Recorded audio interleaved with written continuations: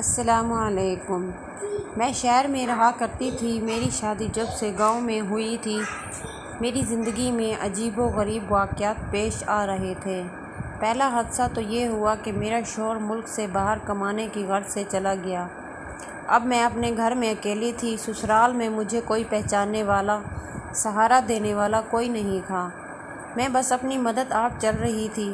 ایک رات کا ذکر ہے کہ میں اکیلی اپنے کمرے میں سونے کی تیاری کر رہی تھی کہ مجھے باہر کسی کے قدموں کی آواز آئی۔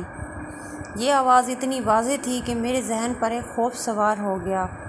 اس کے بعد میں سونے کے لیے لیٹ گئی، مگر پھر بھی میرا دماغ خوف کے زیر اثر رہا۔ فجر تک مجھے نیند نہ آئی۔ اس کے بعد نہ جانے کب میری آنکھ لگی۔ میں ابھی 1 گھنٹہ ہی سوئی تھی کہ میری ساس نے میرے کمرے کا دروازہ بجایا۔ بہو ابھی تک سو رہی ہو؟ ان کی آواز سن کر میں چونک گئی۔ مجھے تو سوئے ہوئے ابھی 1 ہی گھنٹہ ہوا تھا۔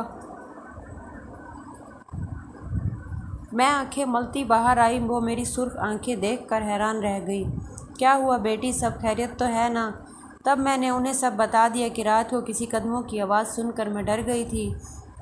ہاں بیٹی، یہ گھر ہی اتنا بڑا ہے کہ اچھے خاصے انسان کو ڈر لگنے لگتا ہے۔ تم ایسا کرو، کل سے اپنی نند کے کمرے میں سو جاؤ، آخر وہ تمہاری بہنوں کی طرح ہیں۔ یہ بات مجھے عجیب سی لگی۔ اپنی بیٹی کی بجائے وہ اسے نند کہہ رہی تھی۔ اچھا ٹھیک ہے، میں کل سے ساریہ کے کمرے میں سو جاؤں گی۔ میں نے خوش دلی سے سر ہلایا اور آ کر ناشتہ بنانے لگی۔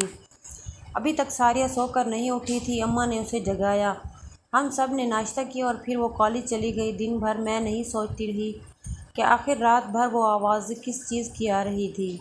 میں نے اس بات کا ذکر کسی سے نہیں کیا۔ شام ہوئی تو میں یہ بات بھول گئی، مگر رات کو سونے سے پہلے مجھے یاد آیا کہ اماں جی نے مجھے ساریہ کے کمرے میں سونے کا کہا تھا۔ میں نے ساریہ کے کمرے کا دروازہ کھٹکھٹایا۔ اس نے دروازہ کھولا تو اس کے چہرے پر ناگواری کے آثار تھے۔ کیا ہوا بھابھی، خیریت تو ہے نا؟ وہ اماں جی نے مجھے کہا تھا میں تمہارے کمرے میں سو جاؤں۔ میں نے ساریہ سے کہا، بھابھی میں آپ کو اپنے کمرے میں نہیں سونے دے سکتی، میں رات دیر تک پڑھتی ہوں۔ کمرے کی بتی چلتی رہی، آپ کو نیند نہیں آئے گی۔ ساریہ کی اس بات پر میں نے اس کا ہاتھ تھام لیا۔ نہیں ساریہ، کوئی بات نہیں، مجھے نیند آ جائے گی۔ میں ہر طرح سے ڈر کے ماحول میں میں ہوں، بس آپ لگتا ہے تم فکر نہ کرو، میں تمہیں ذرا بھی ڈسٹرب نہیں کروں گی۔ میری بات پر ساریہ نے ایک بار پھر منہ بنایا اور بولی، ٹھیک ہے بھابھی، کل سے آپ میرے کمرے میں سو جائیے گا۔ نہیں ساریہ، میں آج بھی اپنے کمرے میں نہیں سو سکتی۔ کل رات میں نے عجیب سی آواز میں باہر والی راہداری میں سنی تھی۔ اس کے بعد سے میرا من نہیں کر رہا کہ میں اپنے کمرے میں جا کر سو جاؤں، اور میں وعدہ کرتی ہوں تمہیں کسی قسم کی تکلیف نہیں ہوگی۔ یہ کہہ کر میں اپنے کمرے میں چلی گئی تاکہ اپنا بستر وغیرہ لا کر ساریہ کے کمرے میں ڈال دوں، لیکن جب میں کمبل وغیرہ لے کر واپس آئی تو ساریہ دروازہ بند کر چکی تھی۔ مجھے بہت برا لگا۔ میں اپنے کمرے میں جا کر سو گئی، مگر رات بھر وہی ہوتا رہا۔ عجیب سی آواز نے میرا دل ہلا کر رکھ دیا۔ اگلی صبح ساس نے پوچھا تو میں نے وہی شکایت کر دی۔ ان سے کہا کہ ساریہ نے اپنے کمرے میں مجھے جگہ نہیں دی۔ اس نے ساریہ کو ڈانٹ دیا اور بولا، کل سے تم اسے اپنے ساتھ سلاؤ گی، اب مجھے شکایت کا موقع نہ ملے۔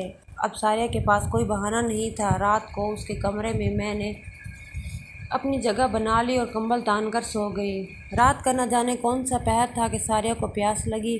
اس نے مجھے ہلا کر جگایا اور بولی، بھابھی بات سنیں، مجھے بہت پیاس لگ رہی ہے، ایسا کرو میرے لیے جا کر پانی کا گلاس لے آئیں۔ مجھے بہت پیاس لگ رہی ہے، طبیعت میں گھٹن محسوس ہو رہی ہے۔ ساریہ کی بات سن کر میں فوراً گھبرا گئی۔ کیا ہوا ساریہ، یہ تم نے رات کو کیا کھایا تھا؟ بھابھی ڈاکٹر میں ہوں، آپ نہیں، جائیے میرے لیے جا کر پانی لے آئیے۔ ساریہ نے کہا، تو جائیے میرے لیے جا کر پانی لے آئیے۔ میں اٹھ کھڑی ہوئی۔ دروازے سے باہر جاتے ہوئے میں نے دیکھا کہ ساریہ غصے بھری نگاہوں سے مجھے گھور رہی تھی۔ خیر میں پانی لینے چلی گئی۔ پانی لے کر جیسے ہی میں نے دروازے پر آ کر دروازہ بجایا تو یہ دیکھ کر حیرت کی نہ رہی کہ دروازہ اندر سے بند تھا۔ ساریہ دروازہ کھولو، میں اس وقت کہاں جاؤں گی؟ میں نے ہلکی سی آواز میں کہا۔ گھر میں زیادہ شور بھی نہیں کرنا چاہتی تھی، اس لیے خاموشی سے ہلکی ہلکی دستک دے رہی تھی، مگر ساریہ نے دروازہ نہیں کھولا۔ ایک رات میری تو جیسے خوف کے مارے جان ہی نکل گئی۔ رات کے اندھیرے میں گھر بھی اتنا کھلا تھا کہ ایک کمرے سے دوسرے کمرے میں جاتے ہوئے ڈر لگتا تھا، مگر کیا کرتی؟ پورے 10 منٹ ساریہ کے کمرے کے باہر کھڑی رہی، مگر اس نے جواب نہیں دیا۔ مجبوری میں ڈرتے ڈرتے اپنے کمرے کی طرف